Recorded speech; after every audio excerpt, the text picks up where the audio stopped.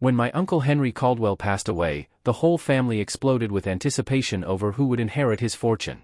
He wasn't just wealthy, he was legendary in our small corner of Georgia, the kind of man who owned lakefront estates, luxury cars, and investment properties people whispered about but never saw. Everyone walked into that lawyer's office believing their lives were about to change forever. My cousins strutted in like kings and queens. They were already planning renovations and vacations before a single word of the will had been read. I didn't share their excitement. My mother, Margaret, had raised me to value dignity over money, and I never had much of either. I worked long shifts at a local lumber yard, just trying to keep our little house standing and her prescriptions paid. Still, I believed somewhere in my uncle's heart, he might have remembered me with something small, something meaningful. Before I tell you my complete story, subscribe and comment where you're watching from. I'd love to know how far this story travels. The lawyer started reading. Every line that came out of his mouth seemed to make my cousins grin wider. Dylan, the oldest, inherited a lakeside mansion and my uncle's prized collection of vintage cars. Caroline, his sister, got a lifetime trust fund. The room filled with smug glances and quiet laughter. Then the lawyer cleared his throat and said, "To my nephew, Evan, I leave one old metal toolbox. Contents unknown." The sound of it echoed like a bad joke. Dylan chuckled first. "Perfect," he muttered, loud enough for everyone to hear. "The handyman gets his tools." Caroline smirked.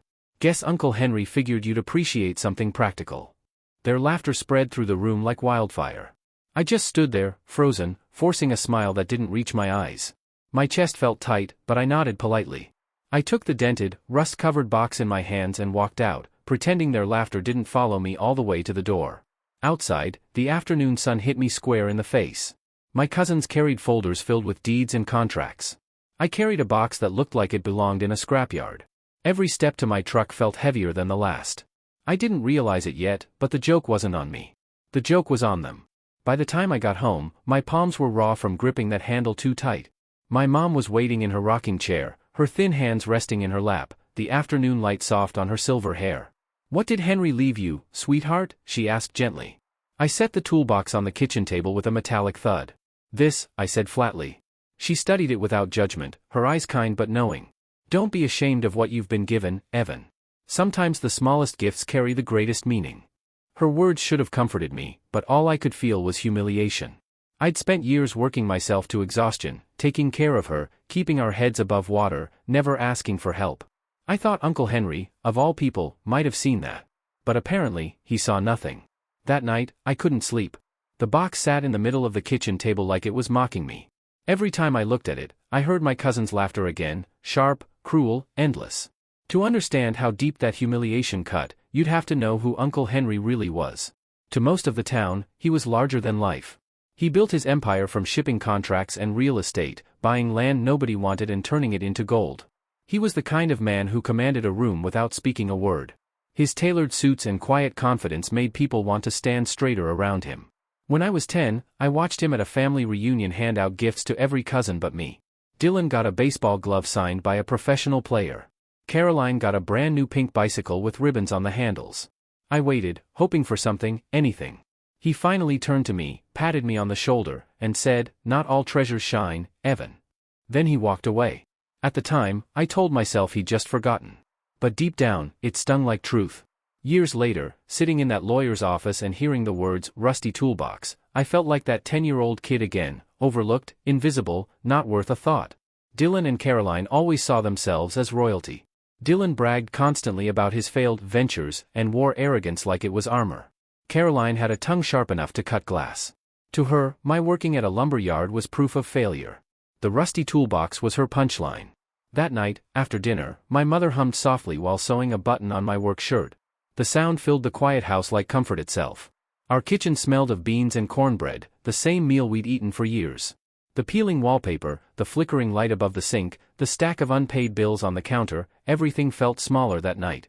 But my mother's words stayed in my mind. The smallest gifts carry the greatest meaning. I glanced at the toolbox again. The paint had worn off in patches, and the latch squeaked when I touched it. It looked worthless, yet when I lifted it, something strange caught my attention. It was heavier than it should have been. Not just a little heavier. It felt weighted. I couldn't explain it, but a thought sparked in the back of my mind. That heaviness wasn't just metal, it was something else. Something waiting. The next few days, I tried to ignore it. I left the box sitting on the kitchen table, but every time I passed by, I caught myself glancing at it again. It was like it was daring me to open it. By the third evening, I gave in. I carried it into my room, sat it down on the floor, and ran my hands along the cold metal. That's when I heard it, a faint rattle from underneath. My pulse quickened. I tilted it side to side, listening. There was definitely something beneath the bottom layer. Still, I told myself I was imagining things. Maybe a screw had come loose. Maybe it was just the sound of defeat. But I couldn't shake it. Then, right as I was about to pry it open, I heard a knock on the front door. When I opened it, Dylan stood there, leaning against the frame like he owned the place. His smirk was enough to make my stomach turn. "So," he said, looking past me at the table, "found any hidden treasure yet?" "It's just a toolbox, Dylan," I said evenly. He chuckled. "Yeah. That's all you'll ever get, junk for a junk man." Before I could reply, my mother's voice called from the living room. "That's enough, Dylan." He shrugged, winked at me, and left. His laughter echoed down the street long after his car disappeared. I closed the door, turned back to the box, and exhaled slowly. The sound of his laughter lit something inside me, a spark I didn't recognize. Maybe I had been given junk. Or maybe I'd been given a test.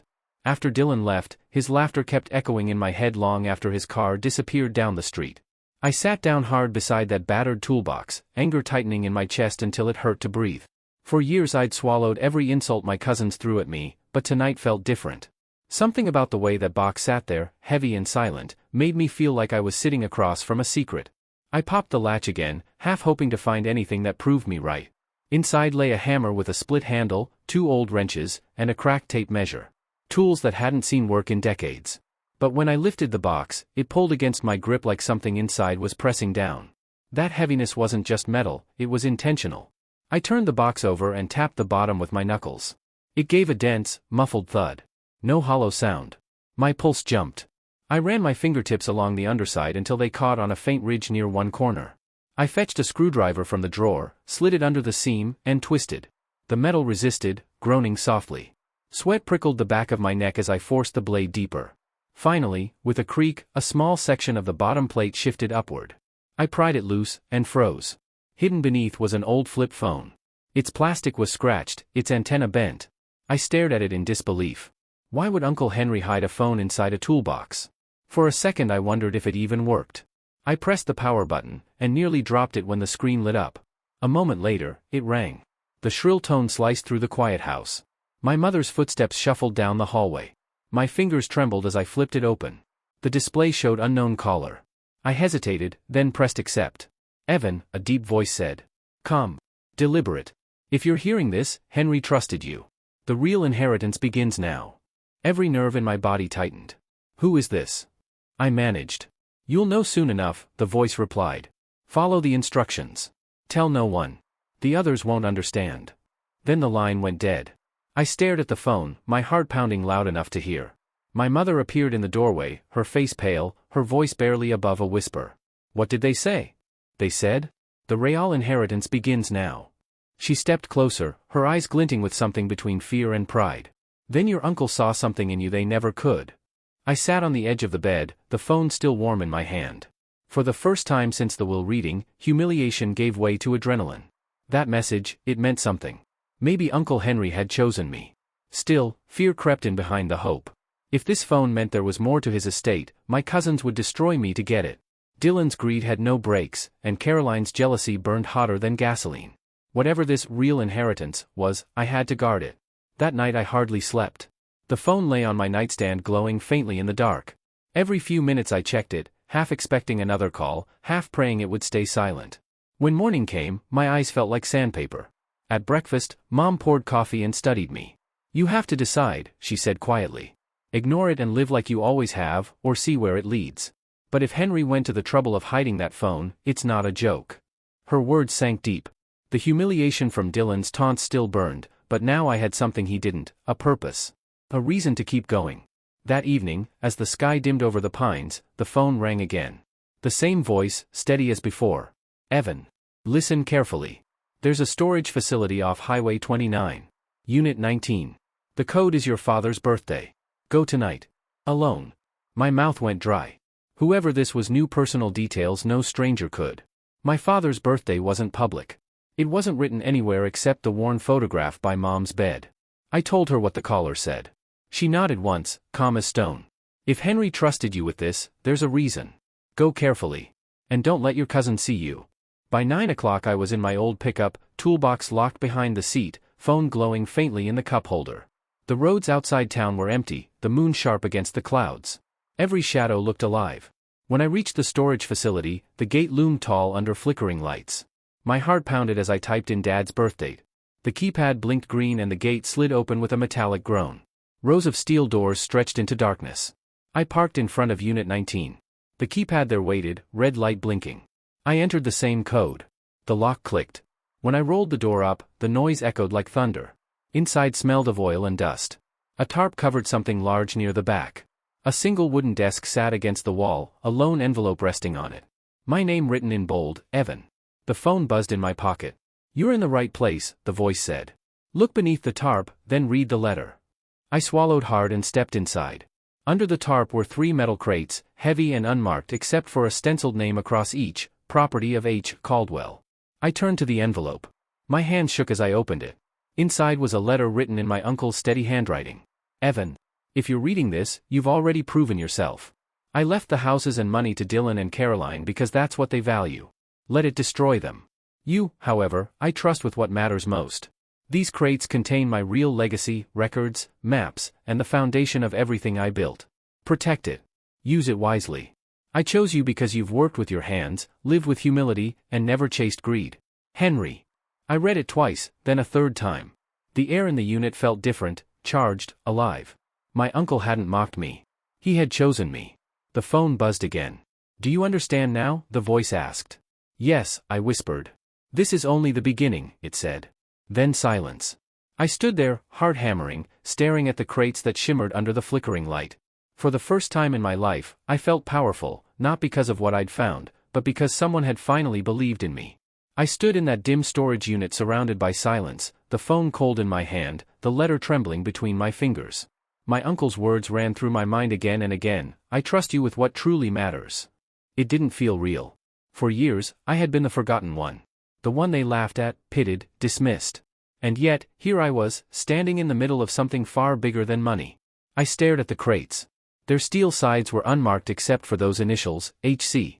The locks were thick, industrial, and each carried the same faint engraving, keep what is earned. I took a deep breath, grabbed a crowbar hanging on the wall, and jammed it under the first lock. It took all my strength, but finally the metal snapped. When I lifted the lid, a golden gleam burst into the air. I froze. Inside, stacked in perfect rows, were bars of gold, dozens of them. My breath caught in my throat. I'd never seen real gold before, not like this. The glow almost felt alive under the flickering light. I opened the second crate, bundles of cash, stacked tight, still wrapped in faded bank straps. My hands shook as I touched them. The third crate was different. Inside were leather-bound journals, maps rolled with twine, and a set of old keys. I pulled one journal free and flipped it open. The handwriting was neat and deliberate, Uncle Henry's. Each page was filled with notes about properties, deals, and investments spread across multiple states, Florida, Texas, California, Ohio. But between the lines were personal thoughts, confessions, even regrets. He'd written about betrayal, about people who'd stolen from him, and about how greed had rotted the family from the inside. One passage made my heart tighten. Wealth without integrity is a curse. I have seen what money does to small hearts. I will leave the gold to those who can destroy themselves with it. But the true foundation, the heart of my empire, belongs to the one who remembers where he came from. For the first time, I realized what this was. It wasn't just inheritance, it was a test of character. The phone buzzed again in my pocket. I answered immediately. I opened the crates, I said. My voice cracked with disbelief. There's gold, cash, journals. What is this? The voice replied, calm and steady. Your uncle's real fortune. Not the houses, not the cars. Those were distractions. What he gave you is the backbone, his truth, his empire. He trusted you to continue it, to guard it. My legs felt weak. Why me? I whispered. He barely talked to me. Because he watched you, the voice said firmly. He saw what no one else did. You cared for your mother. You worked with your hands. You earned your life inch by inch. He knew you wouldn't sell this to the highest bidder. You would protect it. My throat burned as I looked around the room, the crates, the journals, the letter. He had seen me. All those years I thought I'd been invisible, I'd been observed. Tears welled in my eyes as the voice continued, softer now. Evan, this is only the first step. Everything he built, every secret he kept, now belongs to you. But be careful. Your cousins won't stay blind forever. If they find out what you have, they'll come for it. The line clicked dead. Outside, the wind howled against the metal doors, and the lights flickered once, twice, then steadied. I stared at the gold bars again, and my hands trembled as I set the crowbar down. The weight of what I'd discovered pressed against me like a storm. I wasn't sure if I'd been blessed or cursed. Then, headlights. A beam of white light sliced across the floor of the storage unit. My blood ran cold. I ducked behind the crates, heart hammering. Through the narrow crack of the open door, I saw a black car roll slowly into the facility. It was Dylan's. I crouched lower, holding my breath. He parked 2 rows away, his phone pressed to his ear. I could hear him clearly in the still night. "Yeah," he said, his tone sharp, impatient. "I followed him here. He's hiding something." My pulse quickened. He must have tailed me from home. I reached for the phone, whispering, "He's here." "What do I do?" The voice came back immediately, quieter this time. "Lock the unit. Leave now. Do not confront him. Protect what's inside." I looked at the crates, at the gold shimmering under the light, then at the letter in my hand. I wanted to stay, to defend what was mine, but something told me the voice was right. I closed the lids, threw the tarp back over the crates, and rolled the door down as quietly as I could. The lock snapped back into place. Dylan's footsteps echoed against the concrete. He was close, too close. "Evan," he shouted. "I know you're in there. Open up. Let me see what you've got." I forced myself to stay calm. I turned and walked toward my truck. My heart thundered, but my face stayed still. He stepped into the beam of my headlights as I started the engine. "You're hiding something," he yelled. I knew it. I met his eyes through the windshield. For the first time in my life, I wasn't afraid of him. "It's just an old box, Dylan," I said, loud enough for him to hear. "You came all this way for nothing." He hesitated, thrown off by my calm. "You're lying." I shook my head, shifted gears, and said the words that silenced him. "Uncle Henry left me what I needed. That's all you need to know." Then I drove off. The gate clanked shut behind me, and the darkness swallowed the road. My hands gripped the wheel so tightly they ached, but I didn't care. My heart was racing, adrenaline flooding every inch of me. When I pulled into the driveway at home, my mother was waiting at the window. The moment I stepped inside, she saw the look on my face and asked no questions. "You found it, didn't you?" she said softly. I nodded. She placed her frail hand over mine. "Then carry it wisely, son. That's what your uncle wanted." That night, I sat at the table with the letter spread out in front of me. The words blurred through my tears, but one line kept shining in my mind: "I trust you with what truly matters." And for the first time in my life, I believed it. The morning after that night at the storage unit, I barely slept. The phone sat on the table beside Uncle Henry's letter, silent but somehow louder than any sound. The words, "This is only the beginning," kept replaying in my head. Sunlight slipped through the blinds, cutting sharp lines across the kitchen. My mother was already awake, stirring her coffee. She looked at me with that calm wisdom only age can shape. "Whatever he left you," she said quietly, "it's more than gold or money. It's a test. You have to decide who you're going to be with it." I nodded, though the truth was, I didn't know. The responsibility pressed on me like a weight I couldn't name. That day, I returned to the storage unit.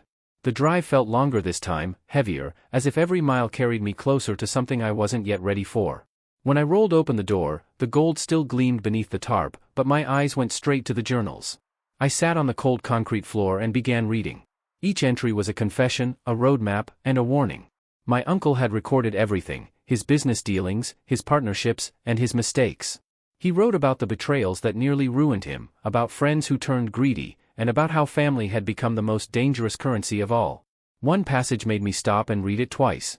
"Money makes monsters. I've built empires and buried relationships.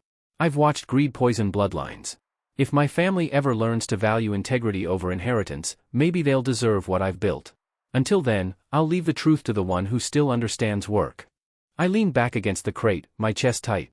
He was talking about them, about Dylan and Caroline, but he was also talking about me. I spent hours inside that unit, reading page after page until the light outside dimmed to orange.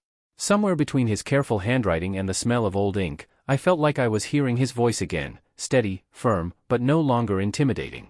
It was guiding. When I finally locked the unit and drove home, the phone buzzed again. "Have you read the journals?" the voice asked. "Yes," I said quietly.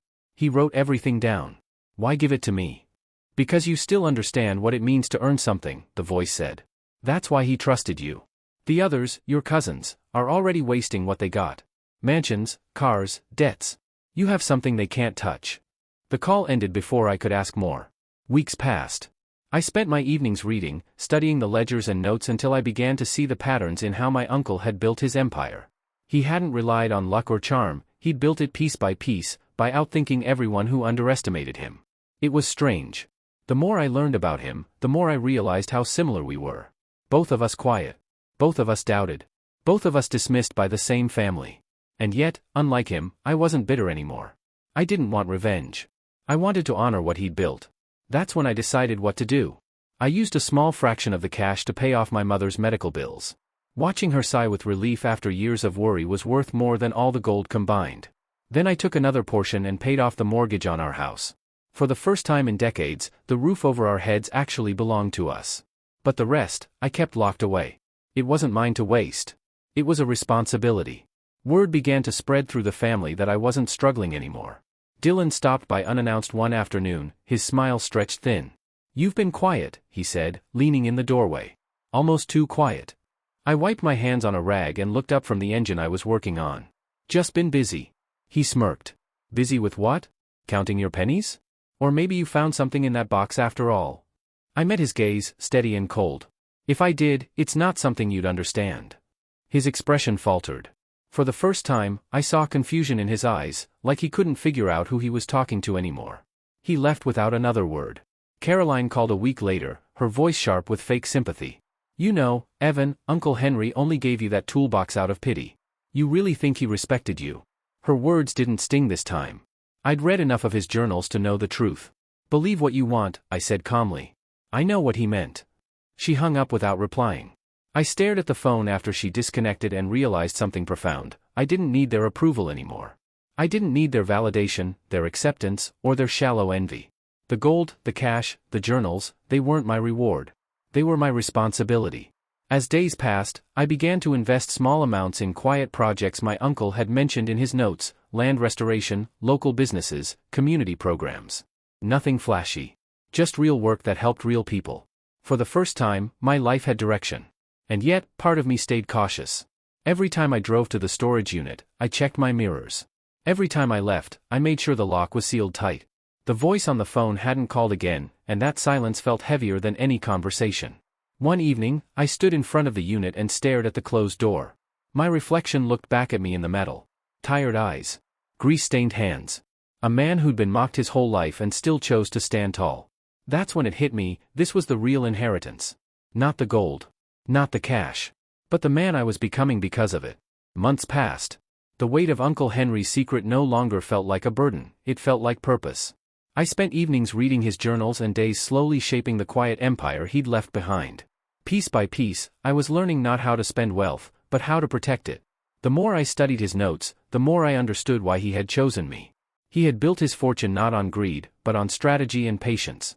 Every decision he wrote about had come from discipline, not desire. And that's what he'd seen in me. The humility to wait. The grit to earn. I used some of his gold and cash to help those who needed it. I donated anonymously to repair the roof of the local church, funded a scholarship for kids at the community center, and paid off debts for families who reminded me of my own. Each act felt like a quiet thank you to the man who had trusted me. Meanwhile, my cousins kept sinking. Dylan's new mansion was already half-mortgaged, his cars repossessed after his latest business venture failed.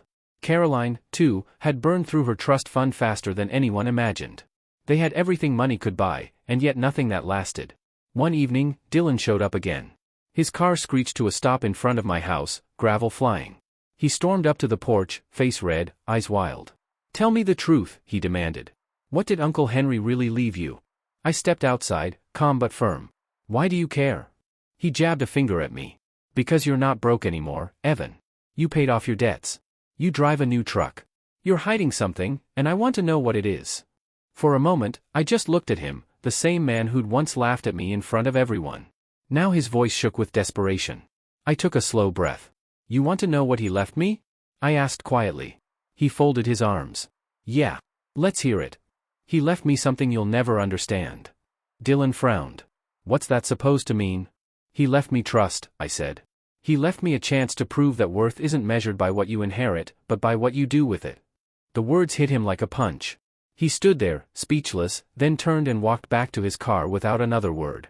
His taillights vanished into the night, and for the first time, I didn't feel anger, only pity. A week later, Caroline called. Her voice was tight, brittle. Dylan says you're sitting on something. Don't tell me you actually think Henry liked you better than us. I smiled faintly. He didn't like me better. He just believed I'd do better. She hung up, but I could hear her frustration in the silence that followed. That was the last time either of them tried to contact me. The world grew quieter. Life steadied. My mother's health improved, and every morning she'd sit by the window reading while sunlight poured over her hands. She often said, "Your uncle gave you something rare, Evan, not riches, but responsibility. That's the real inheritance." And she was right. One evening, I returned to the storage unit for the last time. The air smelled of dust and oil, the same as that first night. The crates sat just where I'd left them, the journals stacked neatly on the desk. I unlocked the door, stepped inside, and ran my hand over the cold metal. The gold still gleamed under the dim light, but I didn't feel awe anymore. I felt peace. I gathered a few journals and placed them in a box to take home. Those were the ones where my uncle had written about regret, about losing people to greed, about how wealth had turned his family into strangers. As I closed the door, I whispered quietly, "Don't worry, Uncle. I'll make sure your story ends differently." That night, I sat on the porch while the cicadas hummed in the distance. My mother dozed beside me, wrapped in a blanket. I looked at the stars and thought of my uncle, the man who had hidden his faith in a dusty old box, waiting for the one person who'd dare to open it. And then I realized something that made my throat tighten: the toolbox was never about money. It was about seeing beyond what's obvious. It was about earning wisdom through struggle. The rusty box that once humiliated me had become my greatest lesson. Because inside it wasn't just a hidden phone or gold. Inside it was proof that worth isn't given, it's discovered. I still keep that toolbox in my home. It sits on a shelf above the workbench, a silent reminder of everything that changed. When I see it, I don't see failure or pity. I see the moment my life turned. Sometimes I catch myself running my fingers over the rust, thinking about how everyone laughed that day in the lawyer's office. They thought the story ended with me walking out empty-handed. They were wrong. My uncle didn't give me scraps. He gave me a story, one that no amount of gold could buy. He gave me the chance to become the man he hoped I'd be. And in the end, that's what matters most. So, if you've ever been mocked for what you don't have, remember this: sometimes the world hides its treasures in the plainest packages. Sometimes what looks like junk turns out to be destiny in disguise. My uncle's fortune wasn't just his money. It was his faith in me. And that faith changed everything.